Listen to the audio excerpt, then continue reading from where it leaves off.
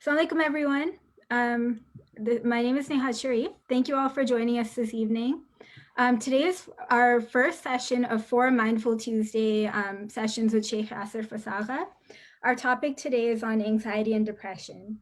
I'm going to be your moderator today. And just as a quick introduction, I am the clinic director of the MAPS MCRC Community Clinic, which has been providing physical health services to the community since 2016. Right now, we cover a wide range of services from primary care for adults to pediatrics, cardiology, neurology, and endocrinology. Since the COVID-19 pandemic hit, we have moved all of our services fully to telehealth, which has allowed us to increase our reach and has improved our overall ability to provide access to care, especially during this time. So our goal has always been to provide the community with accessible and essential services in order to promote overall health and well-being, regardless of race, religion, citizenship, and the ability to pay, amongst other things. So in both public health and medicine, we learned that emotional wellness and mental health is as important to an individual and family's overall health as physical health is.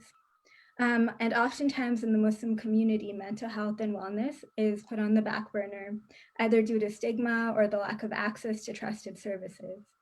As a community clinic, it's our responsibility to provide an avenue for our community members to have access to services that that enable them to access emotional wellness and mental health care. I'm really excited that we're able to work with Shaykh Fazaga in bringing this essential service to you all during this time. As you all are aware, we're going through a really, really unique time right now with the coronavirus pandemic, the protests due to increased awareness of police brutality, and of course, other life stressors that continue. In addition to the Mindful Tuesday series, we will also be offering our community with one-on-one consulting sessions with Shaykh Fazaga every Monday from 3 p.m. to 7 p.m. Pacific time. You can schedule a telehealth appointment through our website, which are linked both on Facebook and on Zoom, but I'll send the link out again. And this website can also be accessed through both the MCRC website and the MAPS website, or through the MAPS MCRC Clinic's Facebook page. Just as an introduction, Shaykh Fazaga is originally from Eritrea, and he is a licensed marriage and family therapist. He holds a master's degree in psychotherapy and Middle Eastern studies. He is currently the president of the Tanwir Institute, dedicated to enlightening the Muslim community in the field of mental health, sexuality, and relationships. Currently, he is the mental health director at the Memphis Islamic Center. Throughout the hour we have together, please feel free to ask any questions in the Q&A box if you're on Zoom or on Facebook. We also will be having 10 minutes towards the end to do a Q&A with Shaykh Fazaga, where we'll be able to answer any questions that you may have. Thank you, Shaykh Fazaga, for conducting these sessions. I'm going to hand the mic over to you now to start our discussion. All right, so Bismillah, Alhamdulillah, wa salatu wa salam ala Rasulillah. Thank you, Nikat. Thank you for what you do, and thank you for hosting this. And to all of our listeners and audience out there, Assalamu alaikum wa rahmatullahi wa barakatuh. And apologies for the late start. Inshallah, hopefully it won't happen again. And just a quick correction on what you said earlier, Nikat, regarding within the Muslim community, mental health and well-being is put in the back burner. It's actually not just in the Muslim community. Overall in the community, the stigma is not just within the Muslim community. The stigma is really within the overall community out there. Now, it is exacerbated within a religious setting because the belief is that if you are religious, then you should not be having any mental health problems, which, as we have said so many times, that is theologically erroneous. Realistically, it is not true. And part of what we want to do is not only just fight the stigma, but also educate the public about these things. This is part of what we call when erroneous theology leads to bad psychology. People hold erroneous theological beliefs that negatively impact our emotional well-being because somebody has taught us that if you are a good Muslim, then you should not have any mental health related problems. And that is absolutely not true, my brothers and sisters. It is very common that a believer can be very tender in their heart and also very troubled in their mind. And we have given many examples as far as this is actually not true. The Prophet ﷺ in numerous places, he taught us that this idea of ma asab al-mu'mina min hammin wala hazanin, that any time a calamity befalls upon a believer in the form of anxiety or grief. And here we see that the Prophet ﷺ speaks about believers being the recipients of this type of calamity that comes in the form of anxiety or that comes in the form of grief. And I always love to share with people that common, the most common mentioned description of paradise in the Quran is emotional well-being. In over 10 places in the Quran, Allah tells us that the believers in paradise are promised this. لا خوف عليهم ولا هم يحزنون. They shall neither experience grief nor shall they experience any anxiety or fear. Because no matter how much physical joy we have around us, if we are not doing well emotionally, then our physical joy is extremely cut short because of the fact that we are not in the state of well-being. Now, here is the thing, that the most common mental disorders in the world are mood disorders, specifically depression and anxiety. And I think that it is important that just identify certain things here. So what do we mean when we say mood? We're talking about, when we say mood, we're talking about the overall general emotional state. So when we say that a person is having a mood disorder, what we are saying is that our general emotional state or mood is distorted or inconsistent with our circumstances, and it interferes with our ability to function. And the most common of these mood disorders are anxiety and depression. And usually, subhanAllah, and here is the crazy thing about this. With depression and anxiety, usually depression is about feeling sad for what went wrong yesterday, and anxiety is, as we will see, a vague, unpleasant emotion about potentially what can go wrong tomorrow. So we either become too sad over what went wrong yesterday, too worried about what can potentially go wrong tomorrow. We become either prisoners of our memories or we become captives of our imaginations, and ultimately we miss out on living today. Depression and anxiety are serious mood disorders, and inshallah we will speak about each one of them briefly. And please keep in mind that these topics are so unbelievably important. For example, you know that 80% of the people who commit suicide do so because of an undiagnosed or an untreated mental disorder. 80% of the people who do this, their diagnosis is untreated or undiagnosed depression. So depression is really, really, really, really serious. And what we want to do is that we want to learn more about it. We want to dispel some of the myth regarding depression, and we want to be able to, see what can be done about that. So depression is this common mental disorder that presents with a depressed mood. Remember what we said about inconsistency with our circumstances. And there are several symptoms when we say that a person is depressed.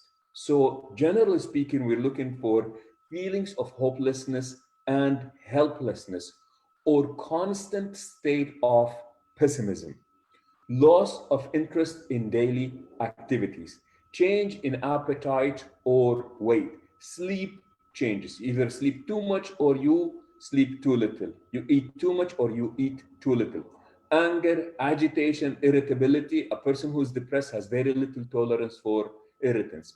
Feelings of worthlessness or guilt, reckless behavior. Sometimes people try to self-medicate, drugs, alcohol, gambling, difficulty concentrating, unexplained aches and pains, issues of memories. And then when it is a little bit severe, it also happens to be that Sometimes a person's sense of grooming suffers because of this. So we look into these symptoms, about 9 of them.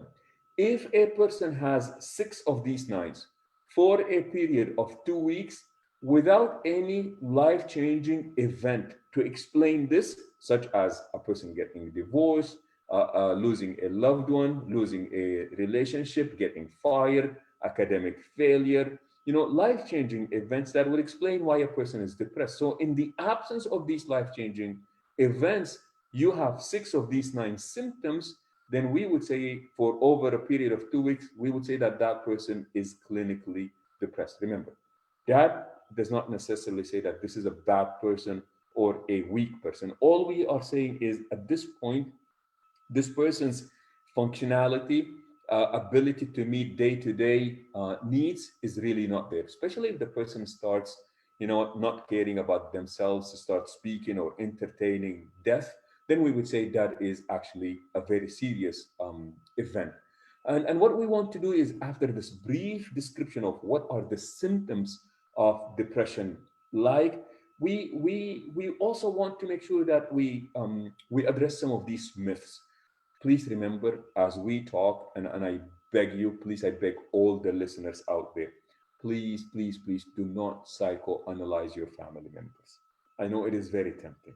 Okay, these are to be given as guidelines and not necessarily tools that we use against people to psychoanalyze them. So if a person is feeling down today, please do inquire, check on them as feeling down, but do not necessarily assume immediately that they are going to be depressed. So I know it's difficult, but please do not psychoanalyze your family members. Here are some issues when it comes to depression. So, for example, people would say it is obvious when you are depressed. That is not true. It is very common that people can be very depressed, but yet they are functioning. So remember, we said that these are 9 symptoms, and a person needs to have 6 of these 9. But also because of the type of community that we belong to, the overall practicing Muslim community, what has happened is that in our findings, we find out that a lot of people suffer in silence. They do not speak about their depression. They may be going to work, coming back from work, they may be meeting what they need to do. So when we say that it is obvious when somebody is depressed, not necessarily all the time. There are a lot of people out there who are suffering in silence. Another myth that also people have: if you are not sad, you are not depressed. Again, that is not true at all. Again, it is very common that sometimes, because of the nature of the cultural background that we come from, or because of what we need to do, sometimes we develop this ability to mask our own pain. We suffer in silence. You put a smile on your face, and then you greet and meet the public. And when people see you, they would not know that you are depressed. You know who comes to mind when I say these statements? The comedian that committed suicide. Who was it? William. Somebody on the chat, please write down. The guy that did Mrs. Robin Williams. Robin Williams. That's the one. Robin Williams. Okay. So now what happens is, for the audience, just to make sure that you all are up and following. Anybody here watched Mrs. Doubtfire? If you did watch Mrs. Doubtfire, just say yes on the chat box. Okay. Mrs. Doubtfire, put more than one thumb up if you watched it more than once. It was funny. It was hilarious. It was clean. It's a family movie, and the guy was funny. And Robin Williams was a stand-up comedian, and he did all these impressions, and he was hilarious. Yet Robin Williams committed suicide. And he said, wait a minute, how can that be? He's a comedian. Why would? Because we have this impression that if you are not sad, you are not depressed. That is not true. Okay? Or if you are depressed, you are sad most of the time. That is not necessarily true again. And that's why I am talking about this, so that we make sure that we reach out to the people and we actually inquire, and we create a safe place for people to talk to us. Okay? Or people would say, If you can work and function, you cannot be clinically depressed. Again, that is not true. We just have seen, the example of Robin Williams, for example. Okay. Or people would say medications and psychotherapy are only for those who are really bad off. That is not true. Again, or my favorite one, favorite not as in I approve of it, but favorite as in people repeat. People choose to be depressed. Why would people choose to be depressed? Why would somebody say, I am going to be lethargic most of the time, in a sad mood, thinking about death, constant state of pessimism, hopelessness, talking about death, poor memory, poor concentration, being angry, very irritable? Why would anybody choose to be in this state? We don't say that. We don't say that people who are depressed choose to be depressed. That is actually not true. Depression is a sign of weakness. Again, that is absolutely not the case. Or my favorite again is when somebody comes to you and goes, you know what, you have nothing to be depressed about. Well, did you ask me? Did you inquire? Did you really see what is happening with me? So again, just to recap, what we are saying is that depression is very common. So if you are going through depression, if a loved one is going through depression, sometimes we see depression with young children, sometimes we see depression with teenagers, for example. What we want to do is that we want to be aware of these symptoms of depression.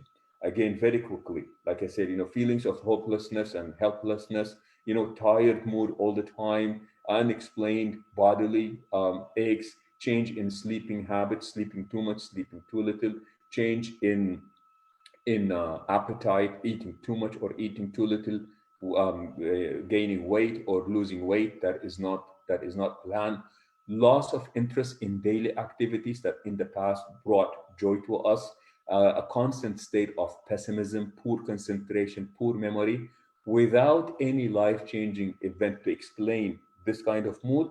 For a period of at least 2 weeks, we would say this individual can potentially be going through clinical depression.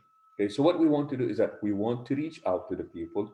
We want to be supportive of those who we think they might be suffering from depression.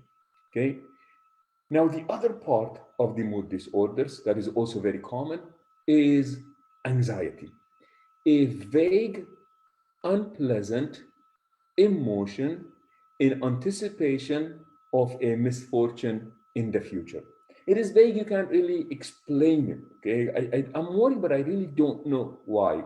It is vague, it is unpleasant because nobody wants to be in that state of constant tension, excuse me. Okay, and it is in anticipation of a misfortune in the future. So we don't really know if this misfortune is going to take place or not take place, but yet we are anticipating that. And as a result, what happens is we react, our bodies react. And subhanAllah, our bodies are just really, really amazing. So just to give you an example, so you are upstairs and you hear it's midnight and you hear some sound going on downstairs. And in your mind, you believe that, what, there must be somebody down there. There is a burglar down there. So your body reacts, your heart starts beating very fast, and you are ready for that fight or flight response. So your body actually, the circulation in our body changes because now all the blood is going to the bigger muscles to either run away or to fight back, and you feel this palpitation. And then you go downstairs and you find out that it was the cat. Oh, there is this sense of relief. But when you assume that there was a burglar down there, our body actually reacted. Why does that happen? This is crucial, people. And inshallah, if we get this tonight, I think it'll be awesome.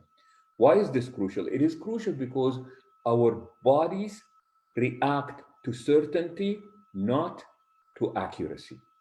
This is beautiful. Our bodies react to certainty, not to accuracy. When I believed that there was a burglar down there, my body didn't say, hey, come on, man, come down. It's the cat. No. My body reacted to what I thought to be certain and not necessarily to what we think is accurate.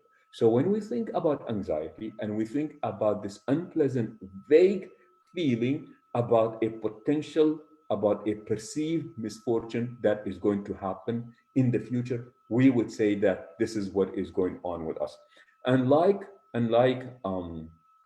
depression, so excuse me, anxiety also does have symptoms.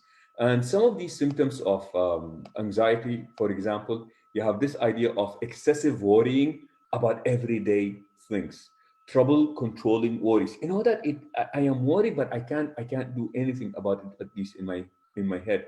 Or a person knows that they are more worried than they should. Inability to relax. A person is just tense most of the time.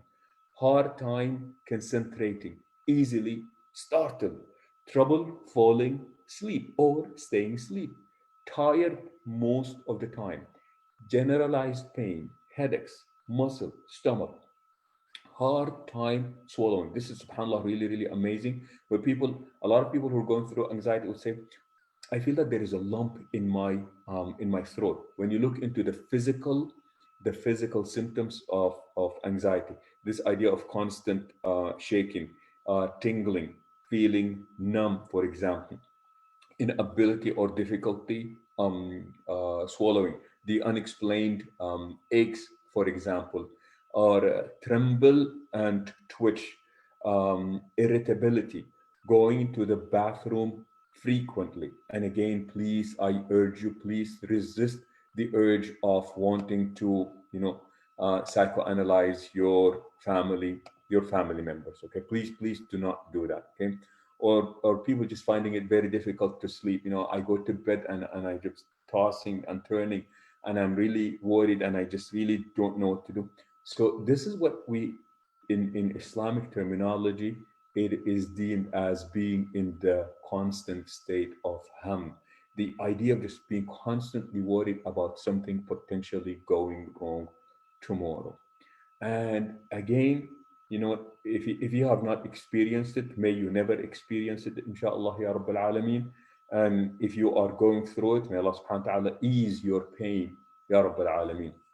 What happens is, with both anxiety and depression, they really do take a great deal of joy from our lives. See, if I am just constantly worried about what went wrong yesterday and I do not find joy in what is happening today, that is very difficult.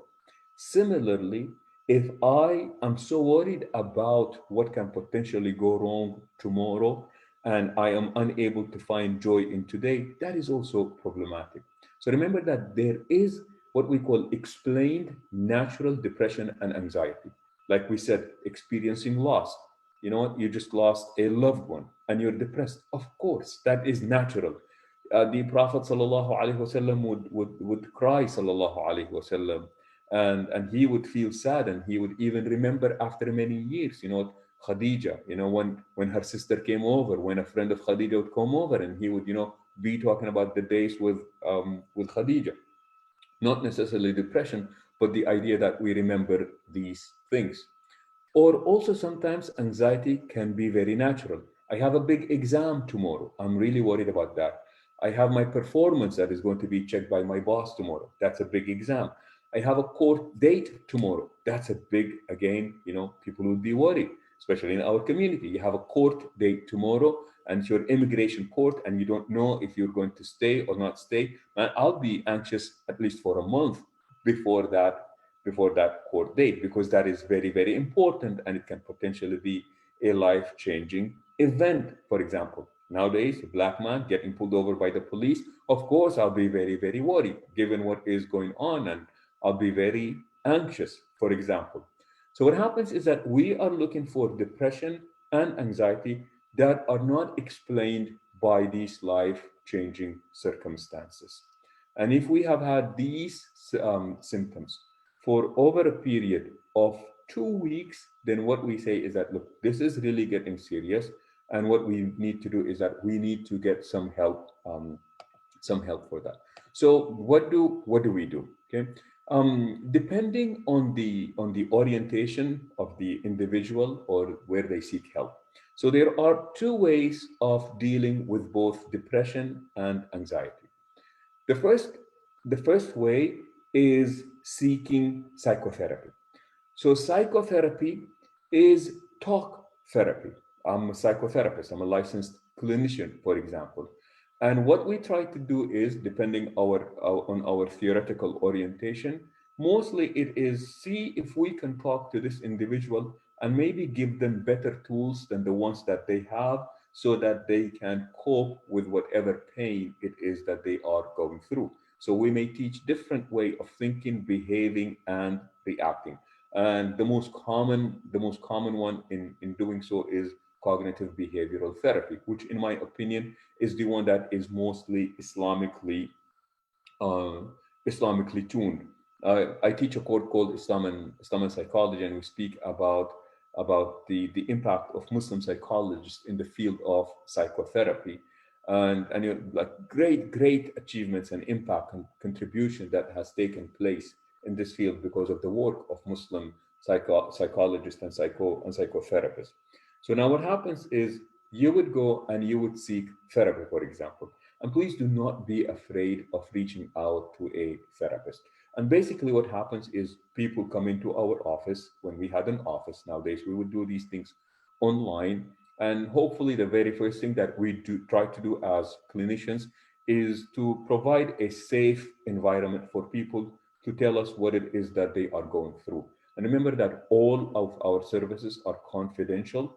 We are legally and ethically and Islamically mandated to keep our services very confidential, with the exception of child abuse, elder abuse, harm to self or harm to others. Anything else that you share with us is very strictly confidential. We are legally and ethically and Islamically mandated to keep our services confidential.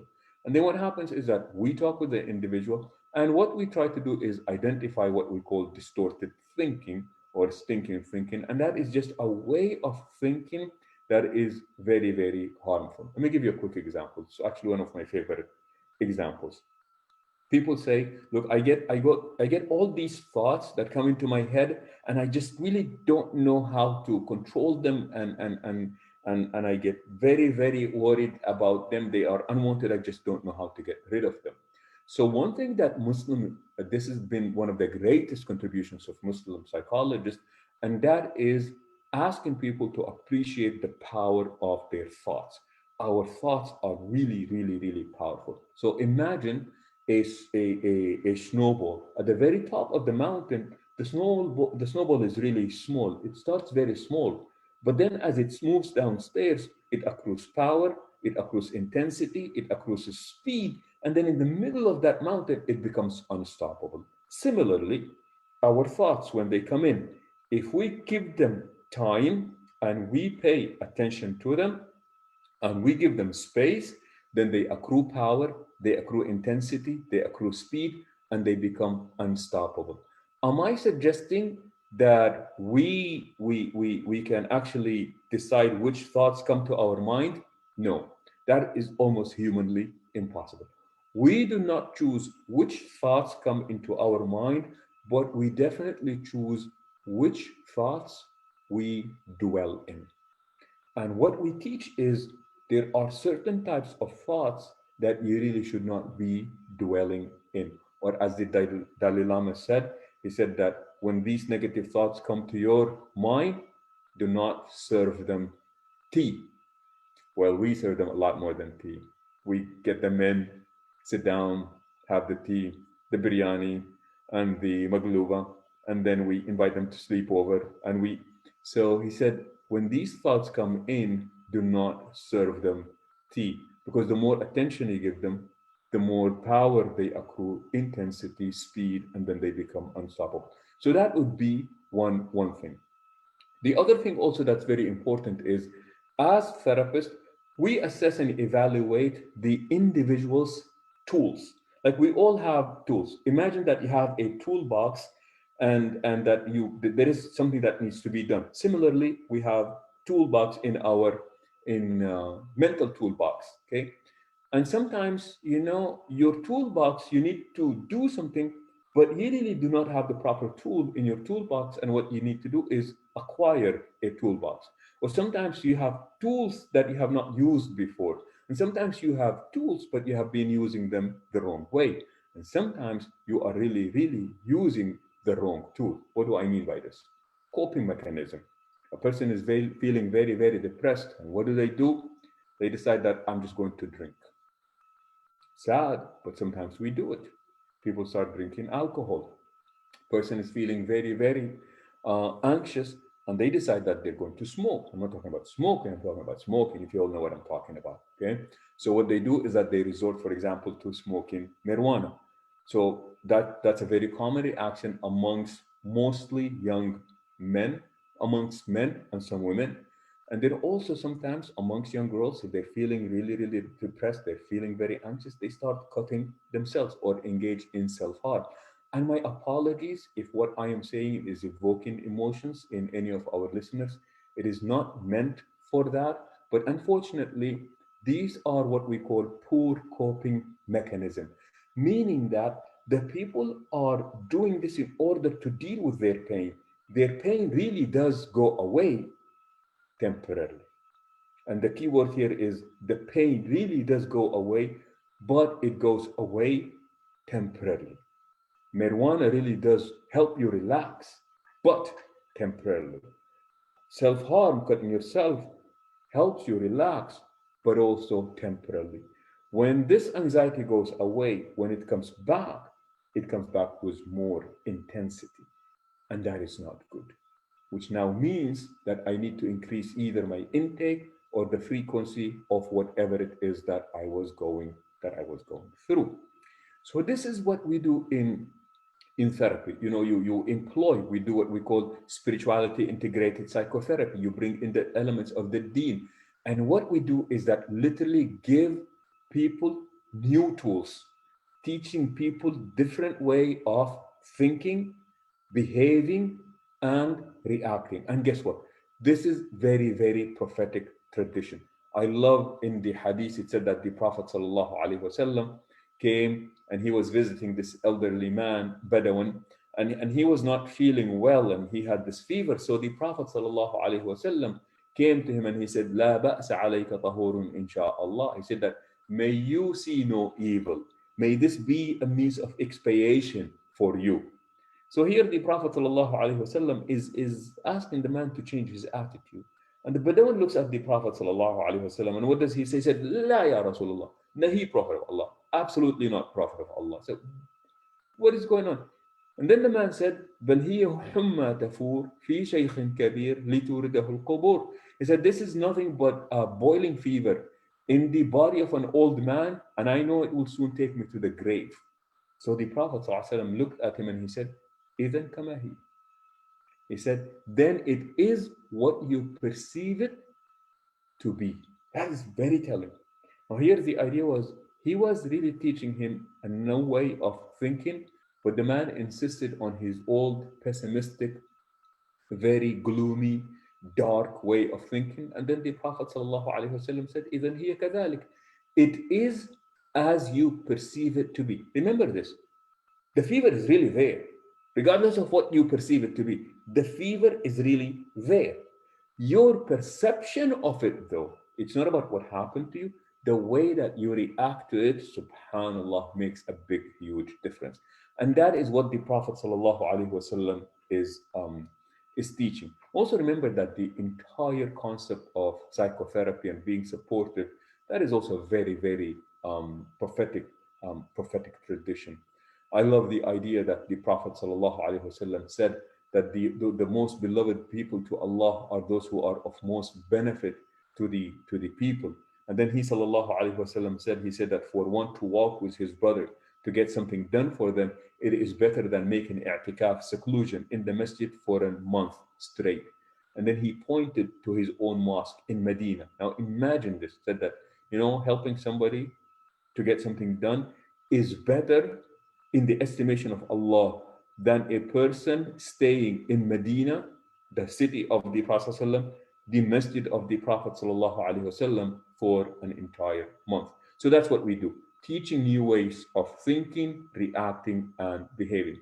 Sometimes the symptoms are very severe, and what needs to happen is that the person may really not benefit much from psychotherapy by itself. So what we do is that we recommend that the person also sees a doctor. we want to make sure that we rule out any medical explanation for what is going on. So when people come to us, amongst the very first questions that we ask is, when was your last physical? And I just love the idea of what people at MAPS are doing. And if I am correct, Nigat, I think you said that you have an endocrinologist on board with you. That is really, really nice and important, because what happens is sometimes because of our thyroids, depending on what is going on with it, sometimes it can mimic depression, sometimes it can mimic anxiety. So what we do is we say, look, you need to get a blood test, have your thyroids checked, so that we want to make sure that we rule out a medical explanation for your condition, for example. So there is none of that. Then we would say, you know what, we wanted to see a doctor, a psychiatrist, preferably, and see, you know, if you can benefit from medication. And let me just say something about medication. People are very afraid of taking these types of medication. Will I get addicted to it? What are the side effects of these medications? And generally speaking, we refrain from giving any medicinal advice, and we say, please make sure that you speak to the doctor. But I can tell you this much: what medication used to be versus what they have become right now, subhanallah, great deal of improvement. And some people really, really, really do benefit from these medications. So there are anti-anxiety medications and antidepressants medications. Anti-anxiety medications are powerful. And what happens is that you're always keeping in touch with your doctor, and you want to make sure that you share any potential side effects that have taken place with your doctor, because we want to make sure that, you know, you have several different options as far as medication is concerned, and we want you to just make sure that you are getting the best advice out there as much as possible. So psychotherapy and medication. Also, please keep in mind that medication does not make depression go away. It does not make anxiety go away.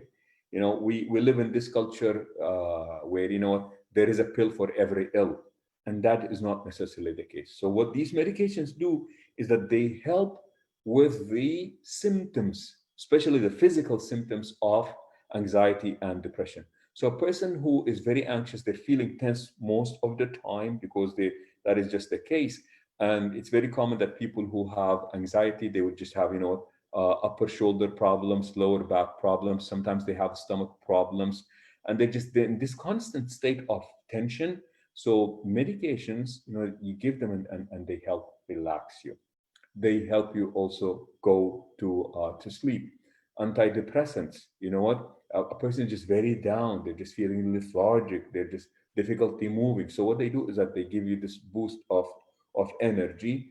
And what we do is that we say that the best combination or the best medicine for these things is this idea of a combination of psychotherapy, and when need be, you have also medication that is taking place in the process.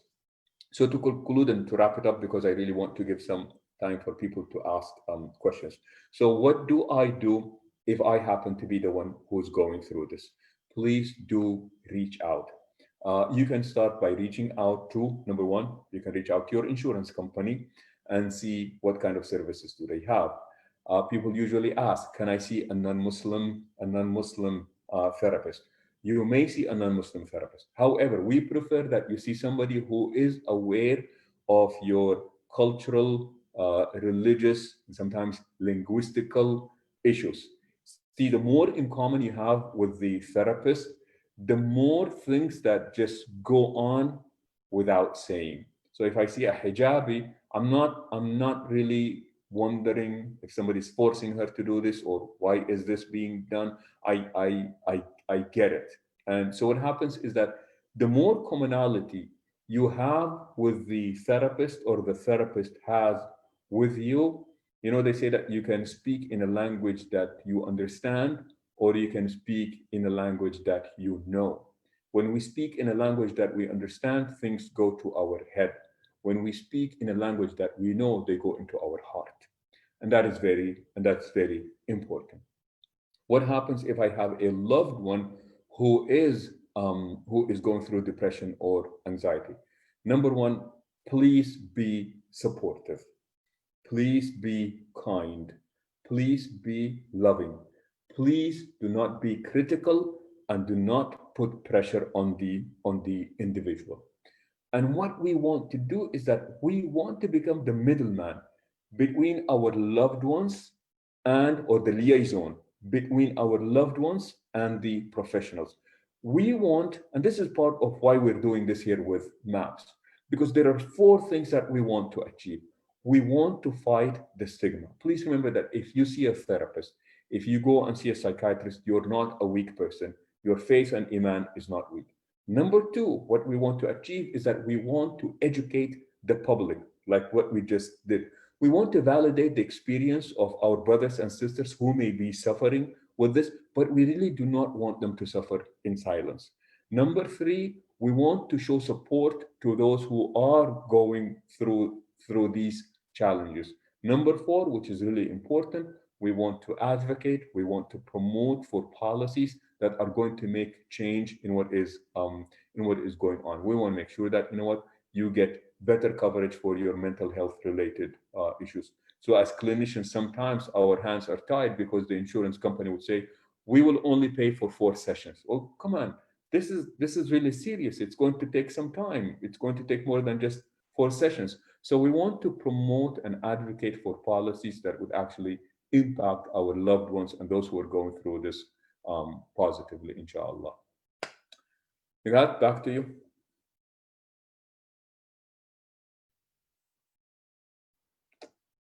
You want to unmute yourself.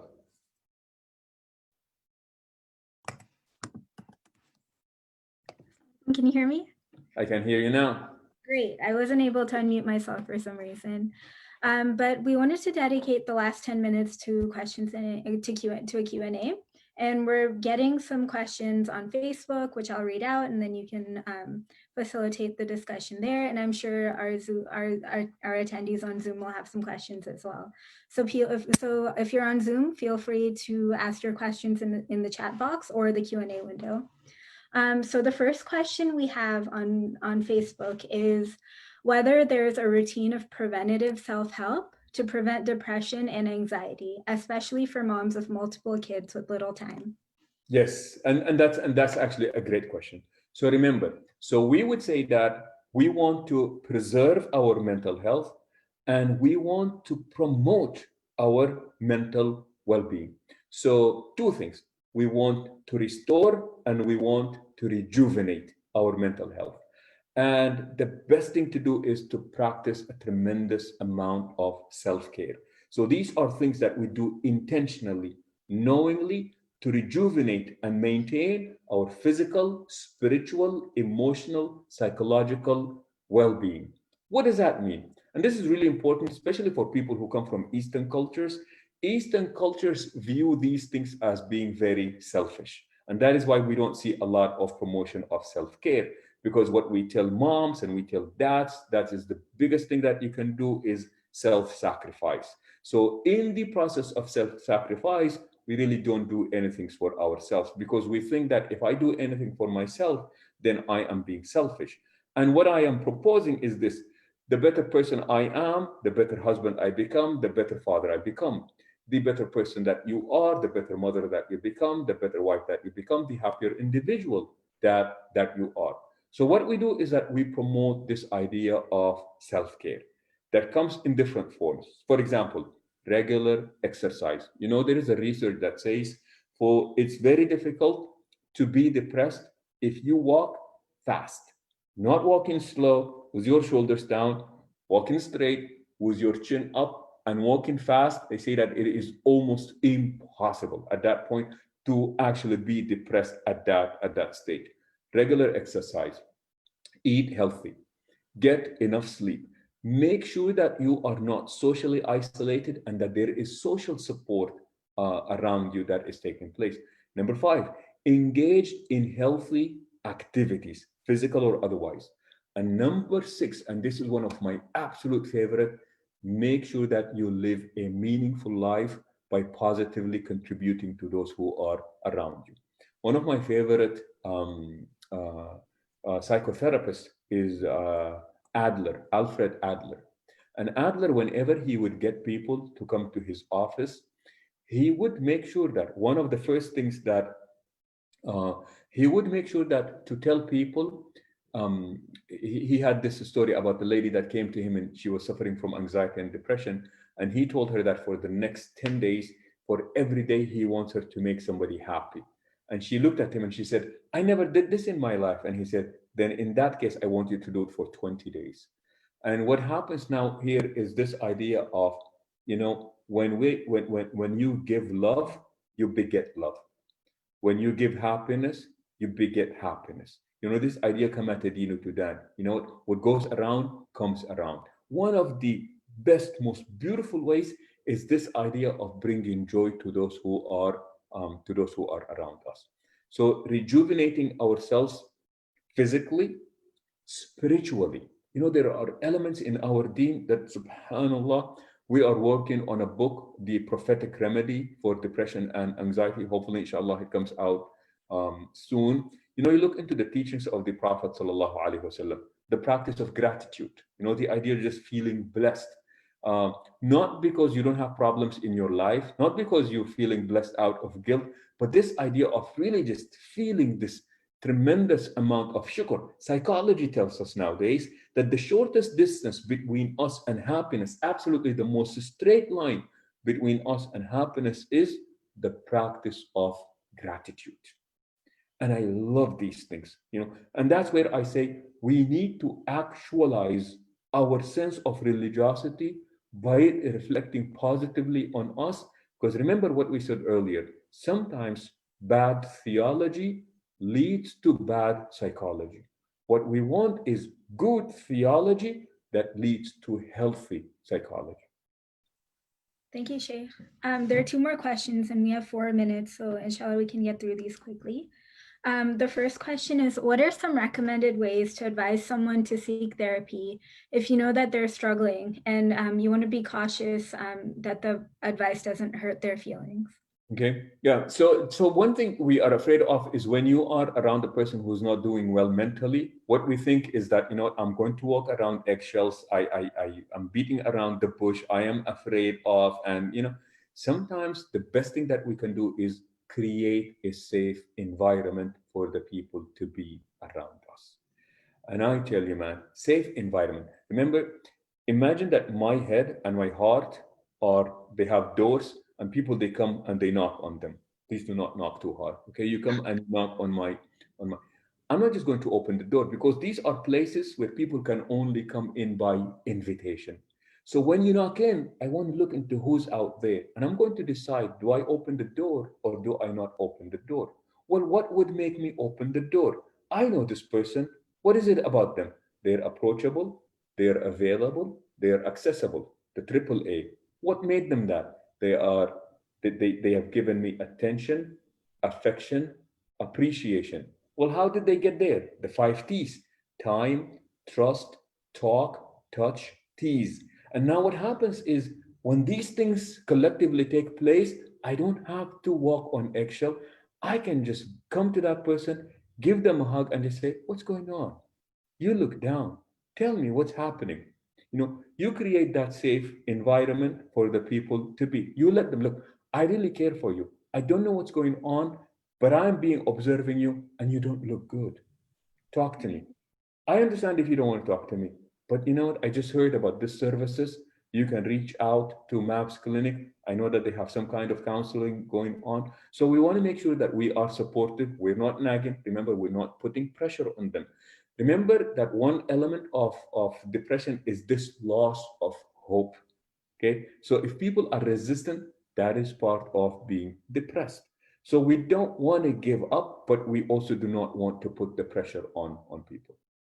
Okay, kind of in that same realm, what are some of the signs we need to be looking for in someone who you think needs help or someone who might need help? Most of the time, it seems like it's too late and we hear if only we would have been able to help. Yeah. So what are some signs and things we should be recognizing? Okay, so remember this: loss of interest in things that would have brought joy in the past. social isolation. That person is no longer talking to their friends. That person is just, they don't return their calls anymore. They are really, really socially isolated. A sudden change in sleeping habits or in eating habits. They lost so much weight. They gain so much weight. They're sleeping too much. They're sleeping too little. A person who just does not groom themselves at all. Unfortunately, sometimes in some of these severe cases, people no longer brush their teeth. They don't care of themselves. They just, their grooming is really, really poor. So these would be like big signs. We don't want to wait for these big signs. So remember what we said earlier. People just easily irritated, the helplessness, constantly tired, sad mood most of the time, this constant state of pessimism. We pick on these things. And remember, for this, we need to be attentive. We need to know what is going on with our loved ones, with our family members, even youngsters, wife, husband. And I tell people, please ask each other, how are you doing? Not academically, not just physically, not just in your work or profession. Just ask people, how are you doing? Give them the time, give them the space, and remember all the triple A's that we spoke about and all the 5 T's that we spoke about. Create that safe space so that people can actually can talk to us. Yeah. Okay, got it. And then one last question before I let everyone go. If you've experienced a loss and are feeling depressed or anxious for over 2 weeks, is that normal? That is normal depending on what was the loss. So sometimes, you know what, uh, a loss in the form of death. Okay. So what we want here is that we do not want to rush somebody through the grieving process. Look, losing a loved one is a big, huge deal. That's like one of the biggest things that we experience as human beings. I don't say, okay, now you're out of time, 2 weeks, time to move on. We don't do that. So we understand that this is what is going on. And you can see Yaqub alayhi salam, he lost his son Yusuf alayhi salam. And after years, he's still remembering his son. He cried over his son and he grieved so much to the point that he lost his eyesight. So what happens is that what we want to do is that when we become depressed, we do not want to go into despair. And if we are anxious, we do not want to become paralyzed. So this is what we are looking at. So yes, and we want to be supportive during that time. In the hadith, and I just love this hadith, it said that the Prophet sallallahu alaihi wasallam was by the grave along with Umar, and there was this woman. She was just crying her heart out, and Umar was yelling at her. Umar ibn Khattab, he was yelling at her, and the Prophet sallallahu alaihi wasallam said, "Leave her alone." He said, "Leave her alone. فَإِنَّ مُصَابَهَا قَرِيبٌ." He said, "This what has just happened to her is very recent."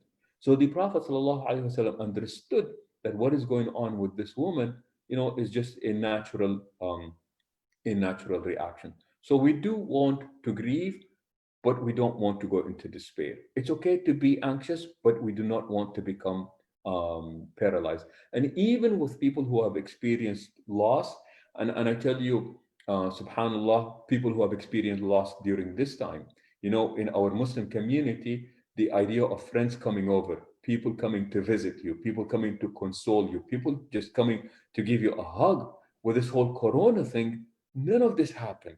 It's like, you know what? I just lost my daughter. I know a family, they just lost their daughter, 27 years old, a beautiful soul. And I'm talking to mom over the phone, just, checking on them, what is going on. And she said, I've got no one coming to visit. She had to do the grieving on her own, which can, subhanAllah, be very difficult. So, what is going on here is that, remember, with our friends, we double our joy and we also divide our pain. So now I have no one to double the joy with, and I have no one to divide the pain with. So we want to be able to be supportive to these people.